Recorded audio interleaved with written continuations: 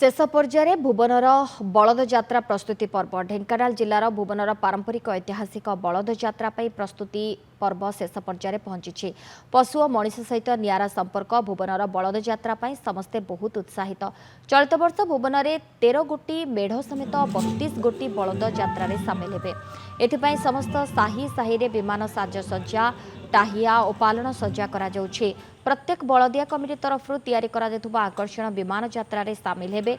एथिपाई दिन राति लागि पड़िछन्ति युवक माने। आज पवित्र विजयादशमी और आसंता काली भसाणी 2 दिन भुवन में हेबो बलद यात्रा। प्रसिद्ध ऐतिहासिक बलद यात्रा आज बणिया सही तरफ पारंपरिक प्रस्तुति आरंभ माने शेष पर्यायर एवं बलद सिंगर जो टाहिया लगे जहाँ विशेष गुरुत्व रखुची यात्रार और बलद सुंदरता बंधा एवं चली आमर विभान भी चली बहुत पुराना आम पिला बेलू देखी आसु आम बापा दादा मैंने करते जेजा करते से आगुरी जहाँ आम शुणीचु बलद पिठी विमान नौते बट से हो पारे आम जो बड़ बड़ विमान करा बलद पछे रोचे आप देखुं विमान काम प्राय सरी आसला फाइनाल टच दि जाऊँगी।